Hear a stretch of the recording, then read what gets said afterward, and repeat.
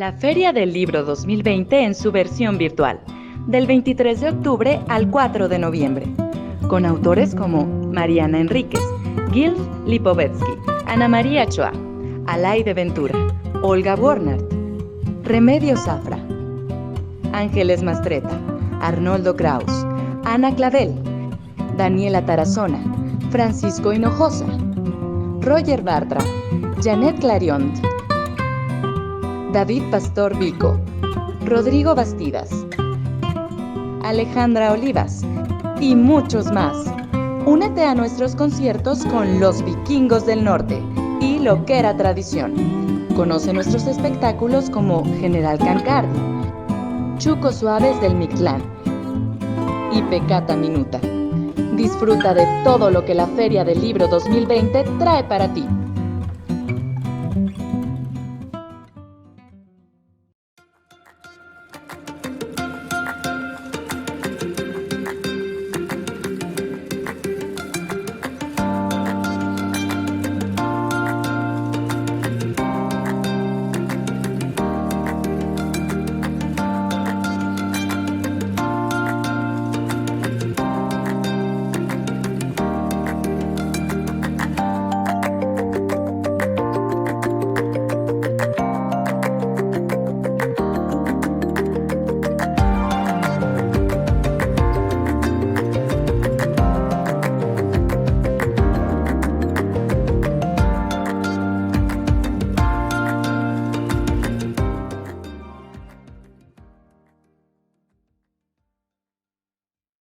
Buenas tardes. A nombre de la Secretaría de Cultura del Estado de Chihuahua, la Dirección General de Vinculación Cultural de la Secretaría de Cultura Federal, la Coordinación Estatal de Ferias del Libro y la Feria del Libro de Chihuahua 2020, les damos la más cordial bienvenida a la presentación del libro Buceando Erizo de Mar, etnografía biocultural de un sistema de manejo pesquero en Baja California, por la doctora Claudia Delgado. Ella es doctora en Ciencias Sociales con especialidad en estudios regionales por el Colegio de la Frontera Norte, el COLEF. Profesora e investigadora del Instituto Nacional de Antropología e Historia, adscrita a la Escuela de Antropología e Historia del Norte de México. Miembro del Sistema Nacional de Investigadores SNI, nivel candidata 2015-2020. Premio a la Academia Mexicana de Ciencias a la mejor tesis doctoral en la categoría Humanidades 2015. Premio Universitario al Medio Ambiente Puma UNAM a la mejor tesis doctorado, 2015. Actualmente sus intereses e investigaciones son los siguientes: la economía feminista, trabajos femeninos, producción y reproducción social de las mujeres y sus hogares, desigualdad social, pobreza y brechas sociales. Es miembro de la Comisión de Prevención sobre Violencias de Género del Sindicato Nacional de Profesores en Investigación Científica del INAH. La doctora va a estar en compañía de la doctora Berenice Morales Aguilar, quien va a estar dando comentarios sobre el libro. Ella es investigadora postdoctoral del Instituto de Investigaciones Antropológicas de la Universidad Nacional Autónoma de México. En el año 2018 obtuvo el grado de doctora en antropología por la Universidad Estatal de Campina, en Brasil. Durante el año 2017 realizó estancia de investigación en el Colegio de la Frontera Norte, en Tijuana. Durante 6 años colaboró como investigadora en el equipo Sierra Otomí-Tepehua, Valle del Mezquital, del Programa Nacional de Etnografía de las Regiones Indígenas de México del Instituto Nacional de Antropología e Historia. La doctora Morales ha impartido cursos de antropología a nivel nacional, licenciatura, en la Escuela Nacional de Antropología e Historia, ENA, en la Universidad de Claustro de Sor Juana y en la licenciatura de Antropología en la Facultad de Ciencias Políticas y Sociales de la Universidad Nacional Autónoma de México. Su actual investigación postdoctoral aborda la concepción de la muerte entre el grupo indígena Cucapá, en correlación con las problemáticas de precarización del empleo, la marginación social, la fragmentación social y la violencia regional. Bueno, le doy la más cordial bienvenida a las dos participantes en esta presentación del libro. Yo las dejo en la charla y, bueno, adelante con los comentarios de la doctora Berenice Morales. Muchas gracias, Jorge, por la presentación. Bueno, yo antes que nada quería agradecer por la invitación para comentar el libro de Claudia, Buceando Erizo de Mar. que la verdad es que me pareció un libro maravilloso en el sentido, bueno, en muchos sentidos, ¿no? El primero de ellos es el hecho de que, como bien ella lo dice en el libro, hay poca investigación antropológica referida a este tema de la pesca y las pesquerías, ¿no? Entonces, el hecho de que ella haya elaborado un documento con la calidad que tiene este texto es una cosa maravillosa, ¿no? Y son de las cosas que yo siempre voy a aplaudir porque, sobre todo en la antropología, pues, tiene mucho la idea de que este grupo de personajes, que son los pescadores, en muchas ocasiones no son considerados porque todo el tiempo están en alta mar, ¿no? Y el hecho de que Claudia haya abordado este tema es fundamental. Y en ese sentido, es un trabajo que yo recomiendo ampliamente a antropólogos, pero también a los antropólogos, a los nuevos antropólogos que se están integrando al tema de la antropología marítima o este tema de la antropología de la pesca, ¿no? Me parece muy relevante, además, que Claudia haya abordado este texto o este libro, su investigación en la península de Baja California, que a pesar de que es una península que tiene la mayor parte de áreas naturales protegidas y que tiene una cantidad inmensa de recursos marinos, en realidad hay poca producción antropológica también en torno a la temática, ¿no? De la pesca. Y bueno, en ese sentido también es importante pues ver cómo es que Claudia aborda la temática de los pescadores, de las pesquerías, de toda la cuestión también de grupos que no necesariamente son indígenas, ¿no? Que además es como una de las cuestiones que mucho se ha planteado en la antropología, o sea, ¿por qué no mirar también a estos grupos que no necesariamente son indígenas, sino que son mestizos? Y en el caso particular que aborda Claudia, me pareció fantástico que se haya enfocado justo en este grupo de personajes, ¿no? Yo en algún momento estuve haciendo trabajo de campo también en lo que fue Bahía de Quino, estuve también en San Felipe, en Baja California y en Santa Clara, en Sonora. Y también me tocó acompañar justo muchas de las experiencias que me platicaban los pescadores y bueno, los buzos en términos de qué difícil es la vida de un pescador y cómo es la pesca y cómo es tan complejo el hecho de que pues los peligros, los riesgos que tienen que correr, la variabilidad de los mercados, en fin, muchas cosas que a mí me parecía muy interesante que pues alguien lo abordara en la antropología y de repente voy descubriendo que Claudia es algo que ya venía elaborando desde hace tiempo y me pareció muy, muy rico que pues lo haya ido desarrollando desde esta perspectiva antropológica y que de alguna manera el tema puede discutirse y analizarse a partir de esta visión que no necesariamente es una visión ecologista o biologista, ¿no? Sino que tiene esta perspectiva mucho más cultural. Y en ese sentido me parece un aporte indispensable para la antropología, el libro de Claudia, porque, bueno, de Buceando Erizo de Mar, porque además de que nos da una maravillosa etnografía respecto a los buzos, me parece que también aborda la temática desde una perspectiva que también no se ha desarrollado mucho en la discusión antropológica y que tiene que ver con la cuestión del patrimonio biocultural, sobre todo en las comunidades mestizas, ¿no?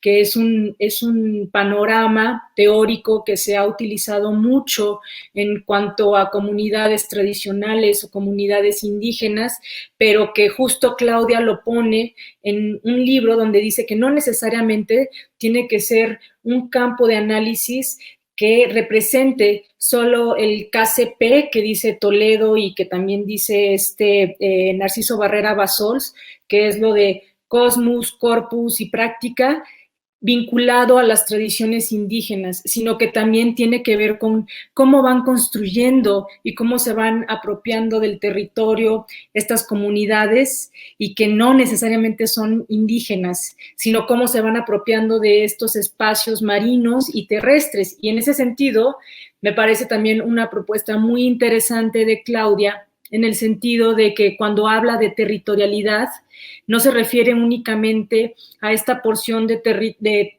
tierra, ¿no? O sea, esta porción que nada más mucha gente lo vincula en el imaginario de lo que es el territorio, o sea, sino que también entra a cómo las personas se apropian tanto de lo terrestre, pero también de lo marino.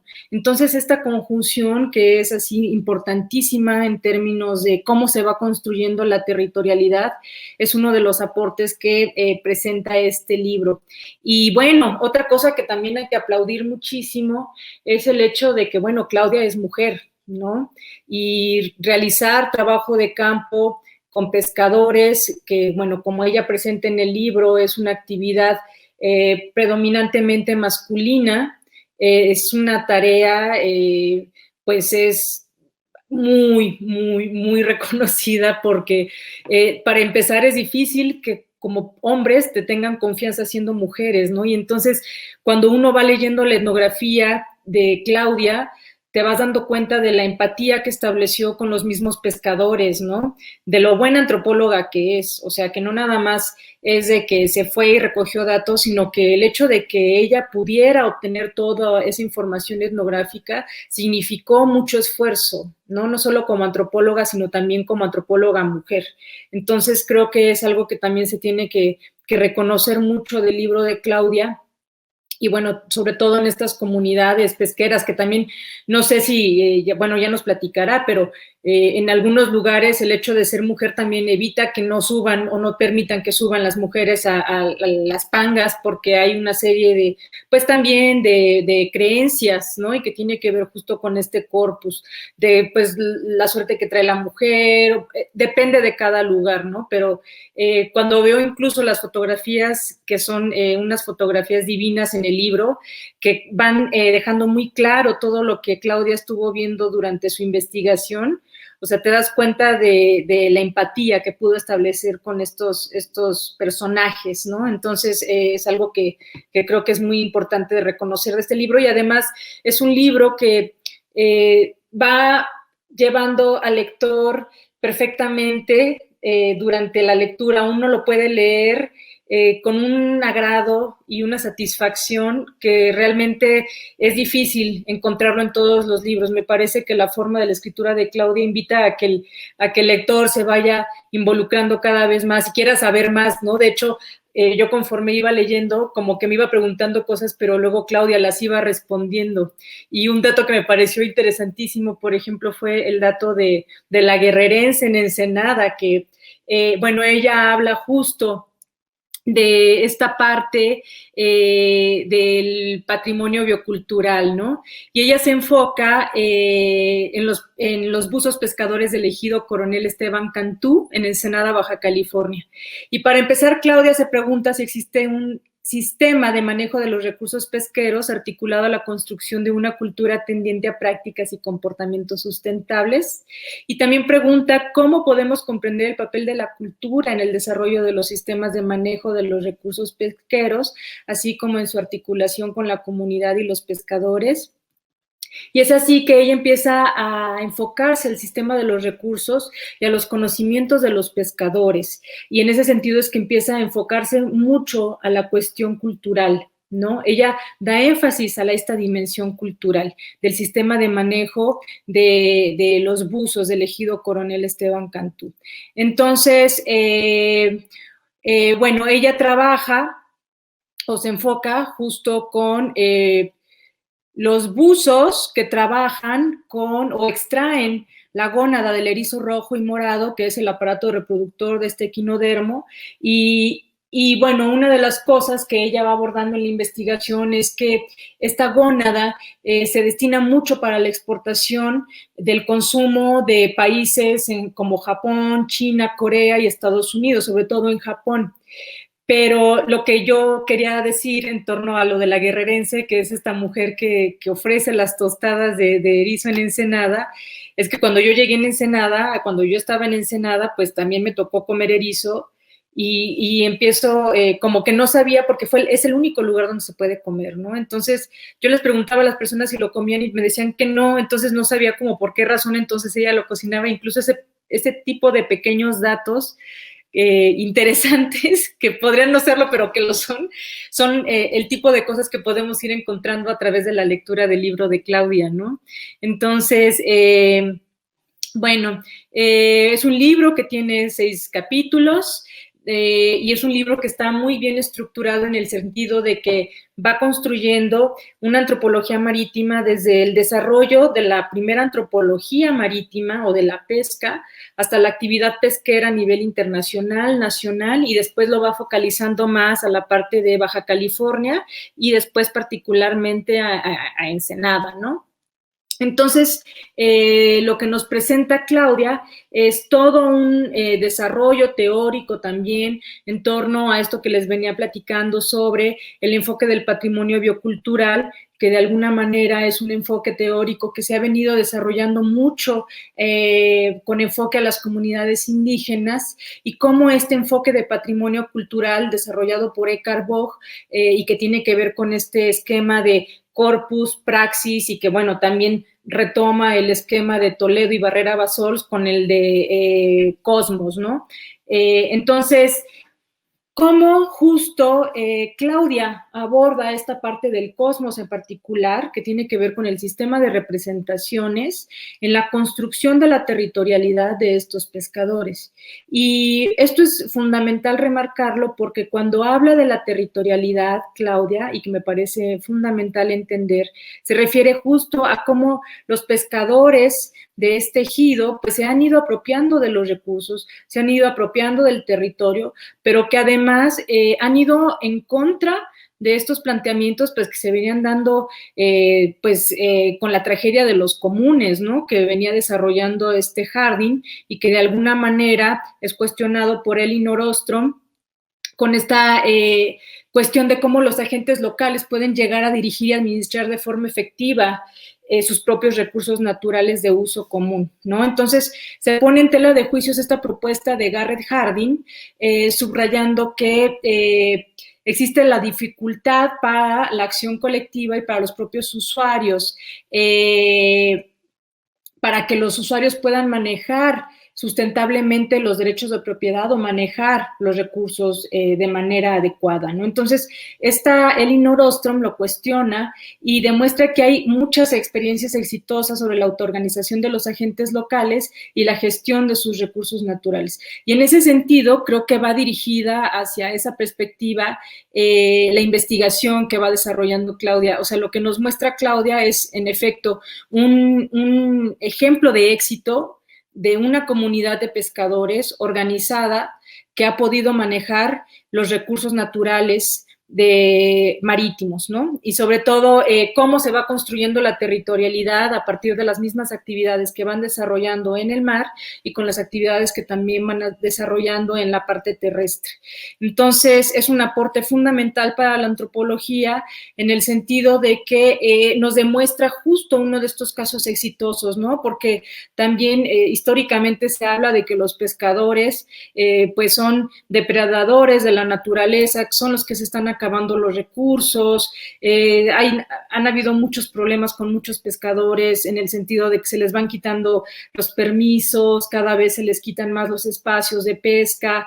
Entonces, el hecho de que veamos cómo no solo las instituciones están participando para gestionar estos recursos, sino que la misma organización de pescadores ha tenido una serie de conocimientos, de apropiaciones de los recursos y que han visto que han sido buenos para que ellos puedan seguir construyendo un sistema o un sistema de manejo sustentable de tal forma que incluso no requieren de las instituciones para ir regulándolo, sino que ellos van creando las instituciones mismas para ir también controlando estos recursos marítimos, ¿no? Entonces, bueno, es un enfoque muy interesante el que va desarrollando Claudia, y bueno, también el hecho de que ella va planteando cómo se van construyendo los diferentes tipos de territorialidad, y ella lo identifica mientras está con los pescadores, ¿no? Esta cuestión de una territorialidad marina, superficial, contrapuesta a una territorialidad marina subacuática y también contrapuesta a una territorialidad costera. ¿Cómo es que este tipo de diferenciaciones, o sea, porque uno podría hablar de una sola territorialidad, pero en el momento en el que ella va acompañando durante su trabajo de campo a los pescadores, ella logra detectar cómo estas personas van construyendo estos tipos diferentes de territorialidad, ¿no? Y en ese sentido, pues tiene que ver con la parte, pues, de los conocimientos, de los saberes, y es algo que ella justo lo dice perfectamente, ¿no? Este diálogo de saberes en el que necesariamente tiene que participar las instituciones, los agentes, los investigadores, pero cómo se pueden ir construyendo este diálogo de saberes, ¿no? Y bueno, por ejemplo, Villoro, hay un texto muy bueno de Villoro que se llama Saber, Conocer, Saber y Conocer, que justo habla de esta diferencia, ¿no? Entre la sabiduría y el saber y el conocimiento. Es saber, conocer, ya no me acuerdo bien del título del libro de Villoro, perdón, pero bueno, si tienen dudas, igual se los mando sin problema alguno el título, pero en este libro Villoro justo lo que está diciendo es que mucho tiempo se ha construido el conocimiento a partir de esta perspectiva científica que deja de lado la construcción de las sabidurías tradicionales. Entonces, ¿cómo es importante que las sabidurías tradicionales, que son sabidurías y que tienen que ver en la percepción de las cosas, en cómo la gente va conociendo, cómo la gente va aprendiendo, cómo va transmitiendo este conocimiento, puede ser considerada una sabiduría. Y este tipo de sabidurías son las que tienen que tomar en cuenta las políticas públicas para poder integrar a este tipo de actores sociales en, bueno, toda esta diversidad de políticas que realmente los beneficie, porque sobre todo en los casos de pescadores, bueno, a nivel mundial y en México también se han visto afectados históricamente por muchas políticas económicas y bueno, el chiste es que cada vez se vayan haciendo políticas donde se vayan involucrando más a los actores. Entonces, bueno, pues yo creo que con esto me parece que si las personas adquieren el libro de Claudia, pues sabrán de lo que estoy hablando, y es un texto que aporta muchas cosas, como les decía, tanto a la antropología como a la antropología de la pesca, y bueno, también a nivel regional, ¿no? O sea, incluso a personas que no sean antropólogos y que quieran leer el texto, me parece que es un texto bastante leve, como decía, va llevando muy bien al lector. Entonces, pues nada, los invito a que le den un ojo, y bueno, que nada, felicidades, Claudia, también me gustó muchísimo tu trabajo, y pues eso.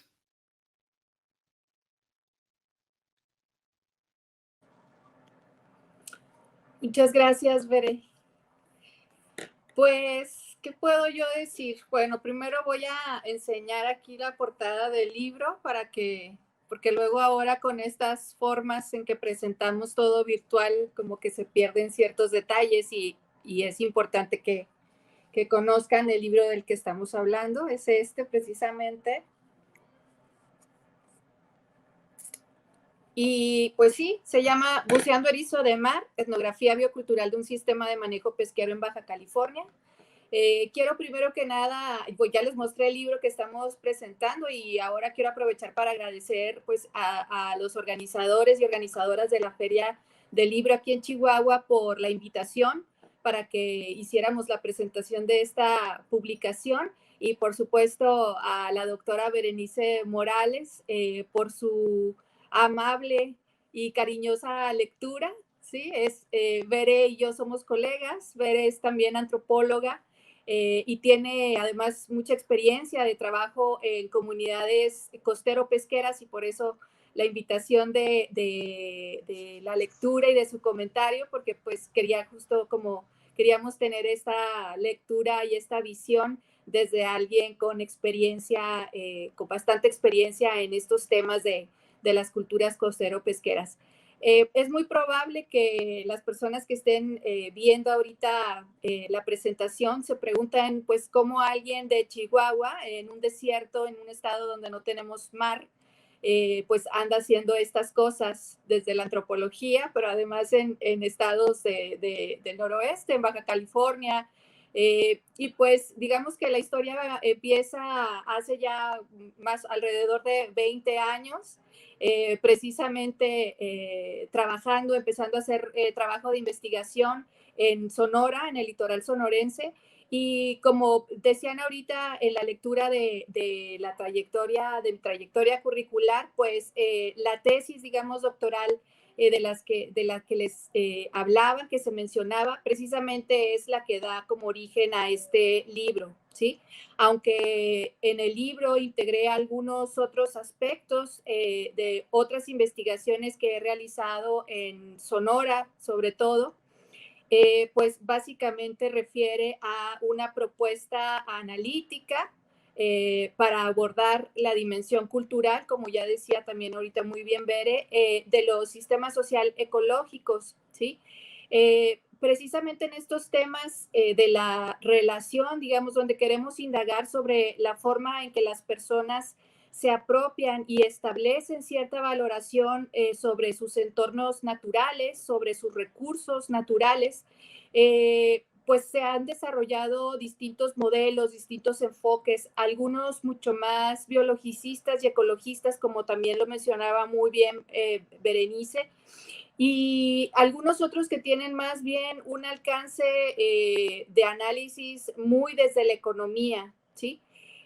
Como antropóloga social, pues evidentemente lo que a mí me llama más la atención y lo que ha sido, digamos, el motivo más fuerte de indagación en estas comunidades pesqueras, costero-pesqueras, tiene que ver precisamente con la cultura, ¿sí?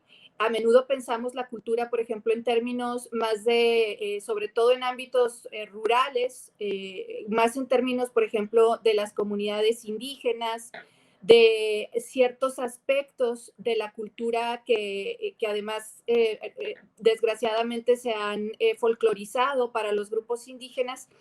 Y yo por mi parte más bien quería como ver la cultura, que es, digamos, lo que permea nuestras sociedades, lo que nos diferencia de una sociedad a otra, pero también de cierta manera lo que nos hace comunes y distintos al resto de las especies animales.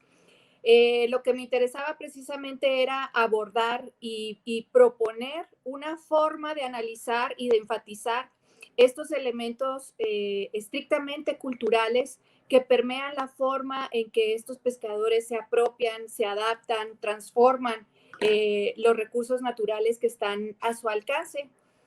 Y bueno, en este libro hablo yo precisamente de una comunidad de la costa de Ensenada, en donde entre otros personajes, entre otros actores sociales, se encuentra una organización pesquera, ¿sí? Y que se dedica sobre todo al buceo del erizo rojo, un producto que prácticamente en su totalidad es de exportación, como ya lo mencionaba también Bere. Y les decía que justo lo que mi interés giraba en torno a estas otras dimensiones culturales. Una que me gusta, que me gustó mucho escuchar a Bere hablar, porque creo que no todo mundo como que entiende la propuesta o el alcance a lo mejor de mi planteamiento dentro del libro, es precisamente el que concierne a la territorialidad, ¿sí? Es decir, cualquier sociedad, y estas sociedades, particularmente las sociedades pesqueras, construyen una territorialidad precisamente en tierra, ¿sí? Porque pues viven, digamos, en tierra, sus comunidades son en tierra y todo, pero su trabajo y digamos que la conformación de estas identidades, que también son muy importantes para los pescadores, se dan a partir del mar, ¿sí? se dan a partir de los conocimientos, por ejemplo, para la navegación, los conocimientos para reconocer las particularidades y las características de cada una de las especies de pesca o de las especies que explotan, digamos, para su consumo familiar, pero sobre todo para una explotación de tipo comercial. Y precisamente hablo yo como de la territorialidad y la maritorialidad como parte, digamos, de un conjunto de prácticas, de saberes, de valoraciones que se dan sobre esta articulación, ¿no?, entre el mar y la tierra como un espacio del cual se han apropiado estos pescadores. Y estos buzos también, ¿no? Y precisamente una de las cosas interesantes para mí en este caso fue poder ver en el caso de la maritorialidad, que es, digamos, la territorialidad, pero en mar, precisamente como estos alcances que tiene esta maritorialidad de acuerdo con las prácticas y la acción que tienen estos pescadores y estos buzos. No todos los pescadores en esta comunidad son buzos, ¿sí? Los buzos, digamos, que tienen el nivel jerárquico de conocimientos como mucho más importante, porque aunque parece algo muy sencillo, ellos mismos lo dicen, pues no cualquiera es buzo y no cualquiera es un buen buzo. Y entonces bucear y estar, digamos, en los fondos marinos, pues les permite tener una visión y un alcance de los espacios marinos mucho más profunda, de distinta magnitud, digamos, o de distinto alcance que a los motoristas, por ejemplo, ¿no? Que son estos pescadores que si bien pueden pescar, generalmente son los que van moviendo la panga a lo largo de un espacio de pesca muy específico, que tienen una visión, por ejemplo, y un reconocimiento de las, como ellos mismos le llaman, de las entradas del sargazo, ¿sí? Que son estas algas, estos bosques de algas, digamos, que vienen desde los fondos hasta la superficie, que crecen muchísimo, varios centímetros diariamente, y entonces se van acumulando y se ven así las plantas flotando sobre el mar, ¿no? Entonces, esas cosas a mí me llamaban mucho la atención cuando iba con ellos y ellos me iban explicando, ¿no? Yo les decía, bueno, pero ¿por qué te paraste aquí? Pues es que la entrada del sargazo va por este lado y entonces todo ese tipo de conocimientos que a simple vista no son tan evidentes, que uno no puede ver en tierra, por ejemplo. Si yo hubiera estado solo entrevistando a los pescadores en sus casas o ahí en la cooperativa, pues no hubiera tenido la posibilidad de ver todas estas otras dimensiones que son prácticas, ¿sí? O sea, de las que ellos no hablan de manera explícita y que uno solo puede reconocer precisamente cuando uno va detectando e identificando estas prácticas en la rutina cotidiana de ir, salir a marea y empezar a pescar. Entonces, creo que eso es algo importante. Me gustó mucho ahorita el análisis que hacía Bere sobre esta parte de la territorialidad, porque efectivamente creo, por lo que hemos revisado, digamos, de la literatura, que a veces la territorialidad se ve como unidimensional, ¿sí? Y creo que justo estos pescadores y estos buzos nos permiten entender como la multidimensionalidad que tiene el proceso de construcción de la territorialidad en términos tanto de sus conocimientos del medio como de las prácticas que permiten generar estrategias para poder llevar a cabo en este caso la pesca, ¿sí?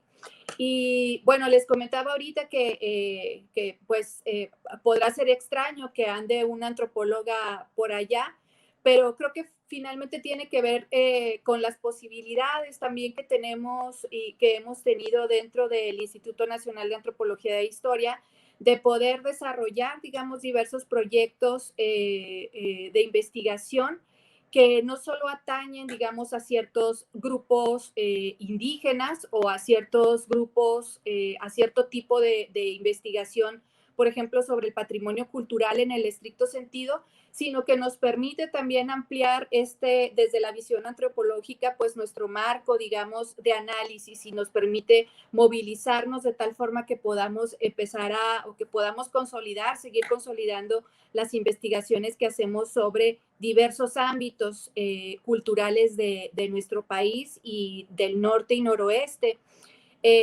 Como comentaban ahorita también, yo me formé en la Escuela de Antropología aquí en Chihuahua. Tuve la suerte de incorporarme como profesora investigadora prácticamente cuando terminé la licenciatura. Y bueno, ahora precisamente esta publicación forma parte, digamos, de los programas de publicación que tiene la Escuela de Antropología e Historia del Norte de México. Y creo que es importante también mencionarlo, primero, digamos, por la crisis económica por la que están pasando nuestras instituciones culturales, ¿sí? No solo el INA, sino distintas, todas, digamos, las que ahora formamos parte de la Secretaría de Cultura. Es importante señalar que mucha gente no tiene mucha idea de qué se hace desde esta Secretaría de Cultura a nivel federal, y a lo mejor no tiene también mucha idea de lo que hacemos desde el INA, o cuando ven el INA piensan, por ejemplo, en el caso de Chihuahua, muy probablemente en la zona arqueológica de Paquimé, ¿sí? En el museo, en estas otras ramas, por ejemplo, de la arqueología, estos otros ámbitos que probablemente tengan mayor difusión nacional.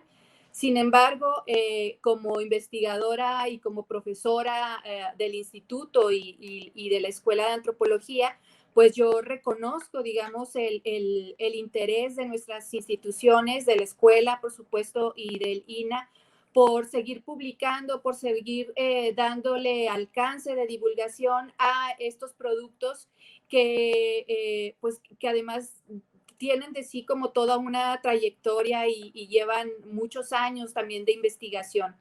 Esto es importante desde mi punto de vista porque también estos referentes, por ejemplo, en términos de publicaciones, nos permiten también mejorar y darle una mayor trayectoria y una mejor formación a nuestros estudiantes, a la formación de cuadros en antropología. Y creo que esa es también una de las características que a veces son como invisibilizadas o poco visibles en términos de lo que hacen nuestras instituciones. La formación de cuadros en antropología o en distintas ciencias antropológicas es fundamental precisamente para que existan investigadoras e investigadores que estudien estos temas que pueden parecer lejanos, pero que a final de cuentas dan o proponen formas de analizar la territorialidad, por ejemplo, en cualquier ámbito de nuestro país, no solo en el ámbito pesquero, o para poder analizar desde los modelos, por ejemplo, o el esquema del patrimonio biocultural, pues las formas precisamente en que los pueblos rurales e indígenas del estado de Chihuahua, por ejemplo, pues se están relacionando y están generando formas y estrategias de manejo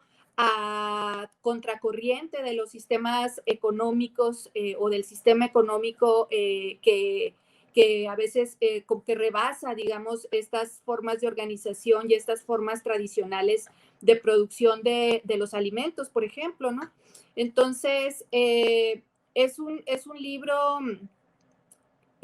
para mí, pues obviamente importante porque desde mi punto de vista refleja también la formación que yo recibí por parte de la Escuela de Antropología, de mis profesoras y mis profesores, por supuesto, de mi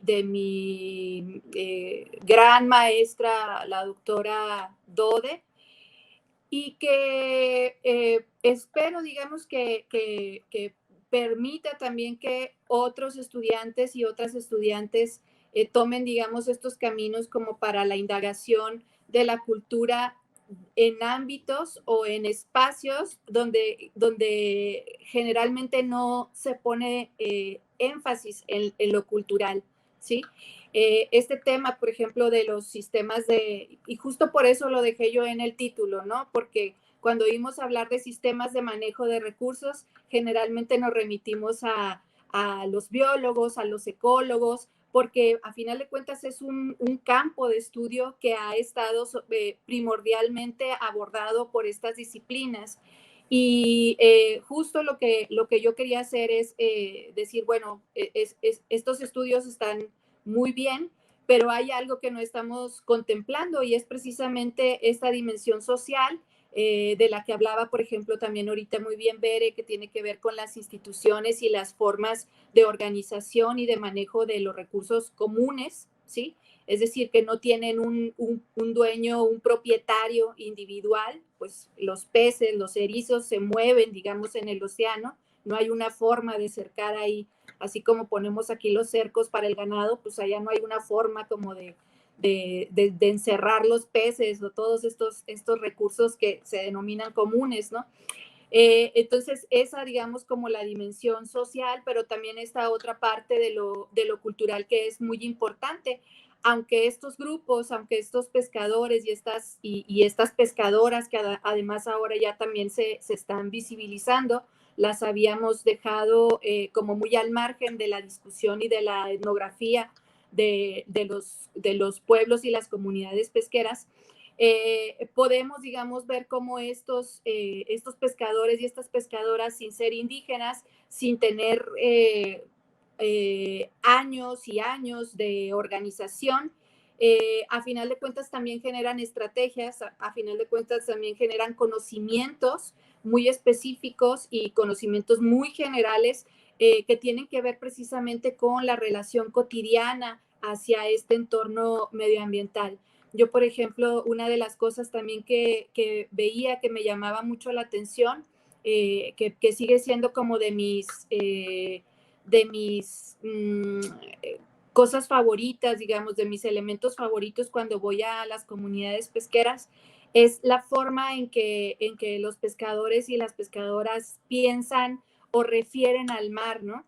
Un pescador en esta comunidad me decía, es que yo desde mi casa escucho a las 4 de la mañana que me despierto, escucho el oleaje. Y entonces, solo por escucharlo, yo sé si va a ser un día para salir a pescar o si ese día no vamos a poder salir.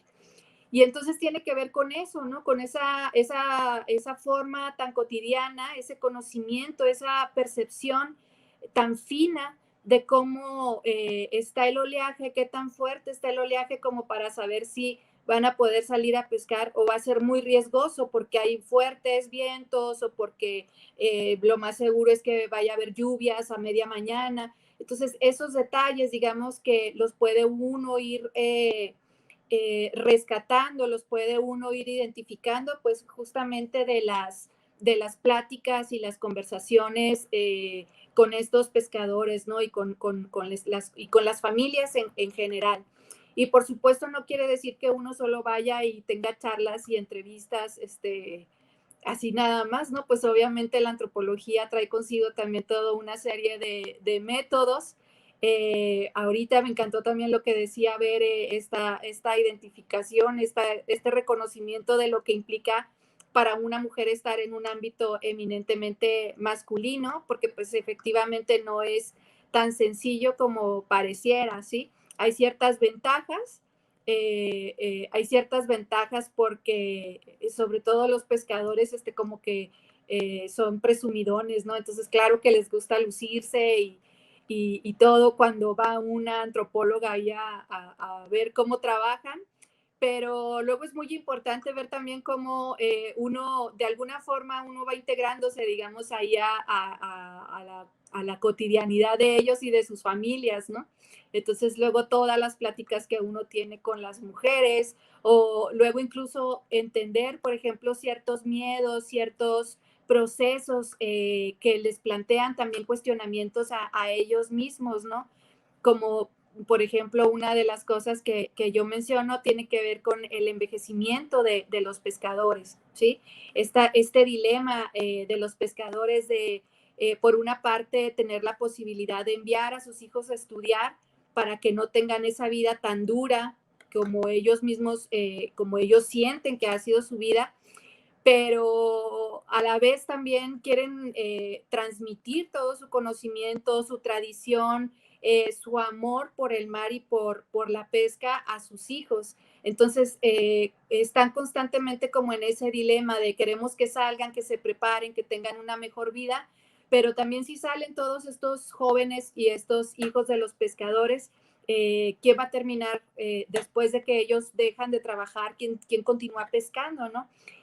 Para el caso de los pescadores, la vida productiva, y para los buzos, por ejemplo, su vida productiva suele ser muy corta, porque el buceo les implica un desgaste físico y en sus articulaciones, debido como a la descompresión, que en algunos casos puede resultar fatal, una descompresión, y en los mejores casos, digamos, la descompresión es es mínima, aunque constante, digamos, durante sus años de trabajo, sus años productivos. Entonces, en realidad no tenemos muchos buzos que digan, bueno, yo tengo 40 años buceando. No, en realidad el buceo es una actividad que se reduce mucho en años precisamente porque empiezan a presentar distintos tipos de dolores y de complicaciones en las articulaciones. Y para los pescadores igual, ¿no? No es un oficio sencillo, es un oficio en el que, por ejemplo, en el Pacífico, en Baja California, el mar es muy helado, ¿no? Entonces, a diferencia de en Bahía de Quino, donde el agua es más o menos calientita, sea invierno, verano, está, digamos, más bien templada, pues para los pescadores del Pacífico en Baja California, el agua es sumamente fría. Entonces, eso implica también, y pues se van mojando mientras se mueve la embarcación o la panga, el mismo estar sacando el producto, estar moviendo cuerdas, estar moviendo motores, equipo, todo eso, digamos que les implica también un desgaste importante. Es también importante aquí señalar que la pesca y el buceo son tradicionalmente y generalmente en el mundo han sido como espacios más bien masculinos. Y algunas veces uno un poco llega a entender, digamos, el predominio de los hombres en este tipo de actividades cuando uno ve precisamente este desgaste en ellos, ¿no? Entonces, ellos prefieren que sus mujeres, aunque sepan hacerlo, pues no lo hagan porque asumen que el desgaste es muy fuerte, ¿no? Entonces, por supuesto, hay toda una serie de concepciones ahí también de que los hombres pueden más peso y, o sea, como que son mejores por naturaleza para la pesca, pero también tiene que ver con estas otras formas de valoración, ¿no? Y de reconocimiento de lo que les implica el trabajo y el desgaste. Entonces, pues, no sé, básicamente es lo que yo podría decir de este libro. Como ya lo mencioné, la idea es darle peso a la dimensión cultural, ¿sí? Con un ejemplo muy, muy concreto, que es el caso de esta organización de buzos y pescadores y para la pesquería del erizo, para la pesquería que se bucea en realidad del erizo rojo, pero pues también a final de cuentas como antropóloga mi interés es mostrar que la cultura no solo es la vestimenta o las lenguas indígenas o no sé, todos estos elementos que como les decía ahorita a veces tienden incluso a folclorizarse, ¿no? A convertirse en elementos, por ejemplo, de promoción turística, ¿no? La cultura es algo mucho más profundo, tiene que ver con estas formas, estas estructuras, incluso como de conocimiento de los elementos que nos rodean y cómo nos organizamos y nos manejamos en espacios concretos, ¿no? Entonces, pues no sé, básicamente era lo que yo quería comentar y por supuesto hacer este reconocimiento también a las instituciones que nos permiten llevar a cabo estas investigaciones, ¿no? Como ya lo decía ahorita. Porque me parece importante que la gente sepa que los investigadores, que las y los antropólogos hacemos cosas que además a veces tienen un impacto importante en las políticas públicas, ¿no? Entonces, esperemos que esto sea reconocido y pues que nuestras instituciones de cultura, ¿sí? Pero también los centros de investigación, las universidades, todos aquellos espacios donde se forman investigadoras y investigadores tengan un reconocimiento, ¿no? Y se nos permita seguir desarrollando investigación para los mexicanos y las mexicanas, pues, ¿sí? Gracias, no sé si haya algo más que decir, no sé si Bere quiera comentar algo más. Bueno, nada más agregar que y en efecto me pareció bien importante lo que acaba de decir Claudia en el sentido de que pues es uno de los productos que se está haciendo en la antropología, ¿no? Y que bueno, con todo este reporte que también está viendo actualmente en el INAH, pues es importante reconocerlos y es importante ver los efectos que se pueden obtener con este tipo de publicaciones. Nada más. Ya, hola. Jorge. Bueno, pues muchísimas gracias a la doctora Claudia Delgado por habernos compartido este maravilloso libro. Hay que comentar que estas publicaciones y las otras que se están presentando aquí en la feria se pueden adquirir en la Escuela de Antropología, bueno, cuando abra. Y bueno, a la doctora Berenice, muchísimas gracias por su tiempo, por sus comentarios. Y también agradecemos a todas y a todos por su presencia. No olviden seguir la programación de la Feria del Libro a través de nuestras redes sociales. Pues bueno, que tengan bonita noche.